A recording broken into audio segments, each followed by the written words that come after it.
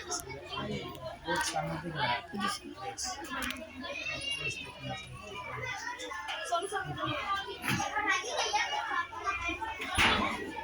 सभी को साथीगण को प्रणाम। मैं ऋषि कुमार सिंह, संचालक आराध्या सिंह फाउंडेशन एंड आराध्या सिंह आवासीय पब्लिक स्कूल। कल मैंने ग्रामर का एक ट्रेलर टाइप का वीडियो डाला था 7 मिनट का, जिसमें कुछ बच्चों के ज़्यादा हालांकि आवाज़ फ्रेश नहीं है, तो आज फिर रिपीट करके ग्रामर का वीडियो मैं क्लास कर रहा हूँ। और ज़्यादा आप लोग सब्सक्राइब और शेयर और लाइक करने की कोशिश कीजिएगा, क्योंकि जितना ज़्यादा शेयर होगा सब्सक्राइब होगा उतना आपको हिम्मत मिलेगा, कॉन्फिडेंस मिलेगा और मैं सेटिस्फेक्शन और अच्छा आपको क्लास देने की कोशिश करूँगा। और आज भी ग्रामर से ही स्टार्ट मैं करने जा रहा हूँ। तो मैं कल भी जोर दिया था कि जितने भी शिक्षकगण हैं, कोई भी टीचर्स हैं, वो पढ़ाते हैं तो सीधा ग्रामर स्टार्ट करते हैं तो पार्ट्स ऑफ स्पीच सिखाते हैं, या आर.के. सिन्हा या विद्यासागर कोई भी प्रकाशन में आप देखिए तो डायरेक्ट पार्ट्स ऑफ स्पीच से ही ग्रामर स्टार्टिंग होता है। और कहा जाता है कि ग्रामर पढ़ रहे हैं, ग्रामर की पढ़ाई कर रहे हैं। तो ग्रामर की पढ़ाई कर रहे हैं तो सबसे पहला नियम है, सबसे पहला उद्देश्य बनता है कि ग्रामर क्या है, ग्रामर कौन चीज़ है, ग्रामर का डेफिनेशन क्या है, ग्रामर का परिभाषा क्या है, ग्रामर का कितना भेद होता है, ये सब भी जानना जरूरी है, जो कि आज के टीचर नहीं पढ़ाते हैं, वो पढ़ाना जरूरी नहीं समझते हैं। तो उसको हम शुरू से रिपीट करने जा रहे हैं, क्योंकि कल मात्र 7 मिनट का हम क्लास दिए थे, तो आज फिर रिपीट कर रहे हैं। और आज ऑर्थोग्राफी तक हम ले जाएंगे और ऑर्थोग्राफी के एग्जाम्पल तक ले जाकर आपका वीडियो आज हम क्लोज करेंगे। सबसे पहले आते हैं ग्रामर। ग्रामर का स्पेलिंग है GRAMMAR। GRAMMAR grammar. Grammar means जैसे कि आप जानते हैं कि व्याकरण होता है, हिंदी में व्याकरण बोला जाता है, अंग्रेजी में इसको ग्रामर बोला जाता है। GRAMMAR कह रहा है कि व्हाट इज ग्रामर, यानी ग्रामर क्या है। व्हाट मीन्स होता है क्या, इज माने होता है, और ग्रामर मीन्स होता है व्याकरण, यानी व्याकरण क्या है। तो अंग्रेजी में हम ग्रामर पढ़ रहे हैं तो हिंदी कम बोलने का कोशिश करेंगे, हिंदी में कम पढ़ने का कोशिश करेंगे, ज़्यादा कोशिश करेंगे कि अंग्रेजी में ही सारे डेफिनेशंस और एग्जांपल्स और एक्सेट्रा जो भी हो समझाया जाए। What is grammar, how many kinds of grammar, यानी ग्रामर क्या है, ग्रामर के कितने प्रकार हैं, कितने भेद हैं, वो हमको पढ़ाना है। तो आज का हमारा चैप्टर रहेगा ग्रामर। ग्रामर से ही हम स्टार्ट करने जा रहे हैं कि ग्रामर क्या है, ग्रामर के कितने भेद होते हैं। ग्रामर इज द लैंग्वेज, जैसे कि हम जानते हैं कि ग्रामर क्या है, एक भाषा है, अंग्रेजी भी एक भाषा है। तो अंग्रेजी का जो निर्माण हुआ है, उत्पत्ति है ग्रामर से ही, ग्रामर लैंग्वेज से है, क्योंकि जितने भी अंग्रेजी हम पढ़ते हैं वो ग्रामेटिकल भाषा के अनुसार लिखा जाता है या बोला जाता है।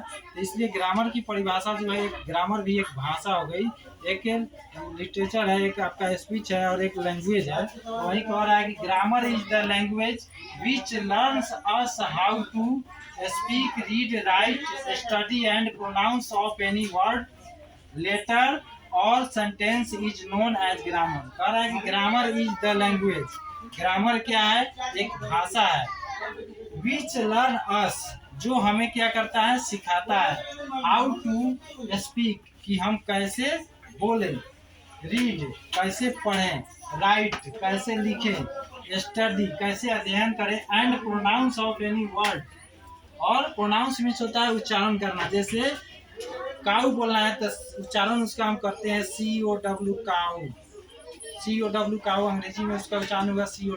तो उसी तरह हर एक वर्ड का उच्चारण हमको करना पड़ता है, लेटर मिलाकर जो वर्ड का निर्माण होता है उसका उच्चारण करना पड़ता है, उच्चारण के बाद ही हम उसका हिंदी में उच्चारण करते हैं, उसके बाद उसका मीनिंग बताते हैं। वही कह रहा है कि grammar is the language, grammar एक ऐसी भाषा है विच लर्न अस हाउ टू, जो हमें सिखाती है कि हम कैसे बोले, पढ़े, लिखे, अध्ययन करें और किसी भी वर्ड या अक्षर को या वाक्य को किस तरह को उच्चारण करें, ये हमें सिखाती है, उसे हम ग्रामर करते हैं। इसको सीधा अगर बोलना हो तो इसको शॉर्ट भाषा में और सबसे छोटी भाषा में हम बोलेंगे कि ग्रामर एक ऐसी भाषा है जो हमें किसी भी भाषा के बारे में, वाक्य के बारे में, शब्द के बारे में, अक्षर के बारे में शुद्ध शुद्ध सही सही बोलना, लिखना, पढ़ना, अध्ययन करना और उच्चारण करना सिखाती है, इसे हम क्या कहते हैं, ग्रामर कहते हैं।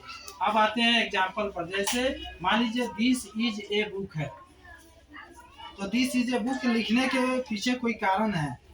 यहाँ दिस है आपका प्रोनाउन है, इज है आपका हेल्पिंग वर्ब है, ए आपका आर्टिकल है और बुक आपका नाउन है। तो दिस इज ए बुक, जैसे कि इसका परिभाषा बता रहा है ग्रामर का कि सही सही शुद्ध शुद्ध लिखना, पढ़ना, बोलना और उच्चारण करना सिखाती है। तो दिस है, तो दिस के जगह पर दिस एक वचन का हमारा ये एक तरह से सब्जेक्ट यानी प्रोनाउन है, थर्ड पर्सन सिंगुलर नंबर का प्रोनाउन है और ये सब्जेक्ट के रूप में आ रहा है। तो ये एक वचन का प्रोनाउन है दिस, इसलिए इसके साथ हम अगर यहाँ इज लगाए हैं, आर अगर लगाते हैं तो ये गलत हो जाएगा, इसलिए आर नहीं लगाए हैं। तो according to the grammatical speech, according to the grammatical rule, we are convince, we are used only helping verb according to the subject, person and number. यानी जो हेल्पिंग वर्ब हम लगाते हैं, जा रहे हैं, वाज, वेयर, है, कुछ भी, वो according to the subject, number and person, यानी सब्जेक्ट के वचन एक वचन है कि बहुवचन है और उसके नंबर और पर्सन के अनुसार हम लगाते हैं। तो यहाँ पर हमारा थर्ड पर्सन का है, थर्ड पर्सन का एक वचन का सब्जेक्ट है यानी प्रोनाउन है दिस। तो एक वचन के साथ एक वचन का ही हेल्पिंग वर्ब इज लगा, आर नहीं लग सकता है क्योंकि आर जो है बहुवचन के साथ लगेगा। तो यहाँ एक वचन का हेल्पिंग वर्ब है इज। अब यहाँ एक किताब का बोध कराना है, दिस इज ए बुक, यह एक किताब है। अगर एक नहीं भी रहेगा, यह किताब है भी रहेगा, तो बोध हो रहा है हिंदी में कि एक किताब का बोध है। तो अंग्रेजी में वहाँ ए या an according to the subject लगाना पड़ेगा। तो यहाँ पे ए हम लगा दिए और यहाँ पे बुक हमारा क्या है, नाउन है। यहाँ पे हमारा बुक नाउन है। तो दिस के अनुसार इज का वैल्यूएशन हुआ और इज के अनुसार यहाँ ए और बुक का पता चला। तो बुक से ये कन्विंस होता है, ये सेटिस्फेक्शन होता है कि एक किताब है, इसलिए हम सिंगुलर नंबर का सब्जेक्ट और सिंगुलर नंबर का वर्ब और आर्टिकल का प्रयोग करते हैं। अब नीचे है दीज आर बुक्स, यही दीज जो है थर्ड पर्सन सिंगुलर नंबर का जो प्रोनाउन है, इसी का बहुवचन होता है दीज। दीज दिस का बहुवचन दीज होता है। तो यहाँ पे हम दोनों एग्जाम्पल इसलिए दे रहे हैं क्योंकि यहाँ पे एक बुक का बात हुआ तो हम दिस लगाए और एक हेल्पिंग वर्ब के रूप में एक वचन का हेल्पिंग वर्ब इज लगाए। यहाँ पे अनेक बुकों का बात हो रहा है, अनेक किताबों का बात हो रहा है। जैसे कि एक से ज़्यादा किताब दो हो गया तो बहुवचन में आता है। जैसा कि हम जानते हैं कि अंग्रेजी ग्रामर में सिंगुलर एंड प्लूरल ही होता है, यानी एक वचन और बहुवचन। यहाँ इसमें द्विवचन का प्रयोग नहीं होता है। तो एक वचन यानी सिंगुलर और बहुवचन यानी प्लूरल। तो यहाँ पे बुक्स कहने से बहुवचन का बोध हो रहा है, तो इसलिए बहुवचन के नाउन और ऑब्जेक्ट होने के कारण हमारे हेल्पिंग जो है वर्ब जो है वो भी बहुवचन का होगा और हमारा सब्जेक्ट जो भी है वो भी बहुवचन का होगा। तो सब्जेक्ट जो हमारा है वो थर्ड पर्सन प्लूरल नंबर का है, यानी दिस और इट का बहुवचन अगर आपसे पूछा जाए कि दिस और इट जो प्रोनाउन है वो सिंगुलर नंबर थर्ड पर्सन का प्रोनाउन है दिस और इट, तो इसका बहुवचन क्या होगा? तो दिस और इट का बहुवचन आप कभी भी बताइएगा तो दीज बताइएगा, क्योंकि दिस माने यह होता है, इट माने भी यह होता है और इसका बहुवचन यह और इसका बहुवचन इन सभी होता है। तो इन सभी का इंग्लिश होता है दीज, या ये सभी का इंग्लिश होता है दीज, या ये सब का इंग्लिश होता है दीज। तो इसलिए दीज यहाँ जब लगा तो बहुवचन का सब्जेक्ट है, नाउन प्रोनाउन है। यहाँ पर दीज जो है बहुवचन थर्ड पर्सन बहुवचन है, थर्ड पर्सन प्लूरल नंबर का प्रोनाउन है। इसलिए according to the pronoun and according to the subject we are choosing the helping verb singular number और plural number। यानी सब्जेक्ट के अनुसार या सब्जेक्ट के आधार पर, अगर सब्जेक्ट प्रोनाउन के रूप में हो या नाउन के रूप में, अगर प्रोनाउन के रूप में है बहुवचन में है तब भी आर लगाएंगे और नाउन के रूप में है बहुवचन में है तब भी आर लगाते हैं। तो दीज यहाँ पे थर्ड पर्सन प्लूरल नंबर के रूप में आ रहा है सब्जेक्ट के रूप में। तो प्लूरल नंबर के साथ हमेशा प्लूरल नंबर का ही हेल्पिंग वर्ब लगता है, तो आर इसीलिए लगाया गया है। और उसके बाद बुक्स लगाया गया, क्योंकि बहुवचन है। अनेक किताबों का बोध कराना, दीज आर बुक्स, ये सभी किताबें हैं, दीज आर बुक्स।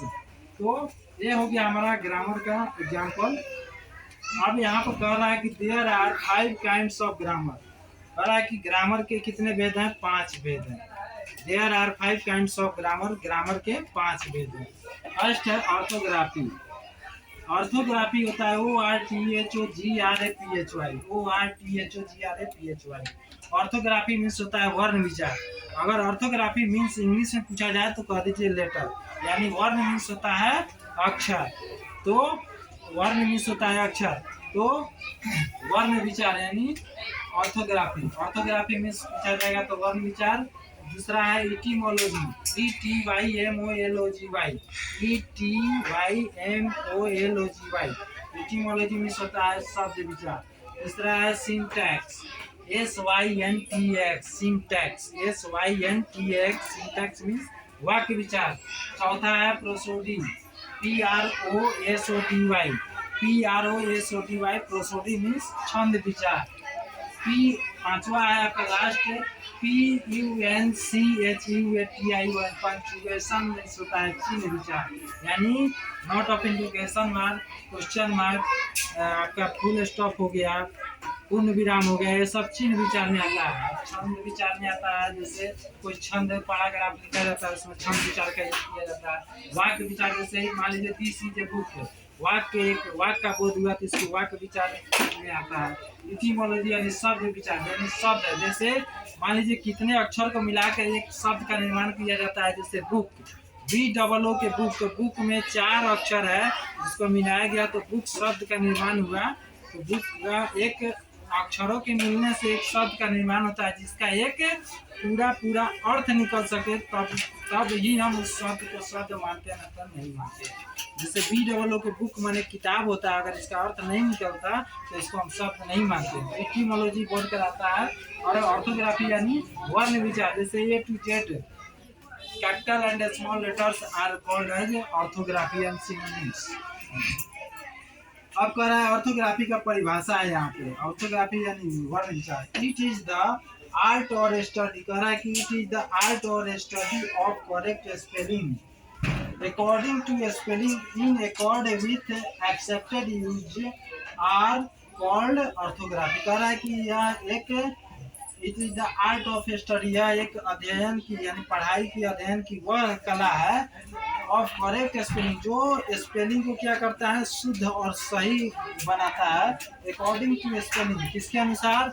स्पेलिंग के अनुसार, यानी स्पेलिंग के अनुसार स्पेलिंग को सही उच्चारण दिलाता है और उसको एक्सेप्टेड बनाता है, यानी उसको सही मायने में पूर्ण बनाता है, उसे हम ऑर्थोग्राफी कहते हैं।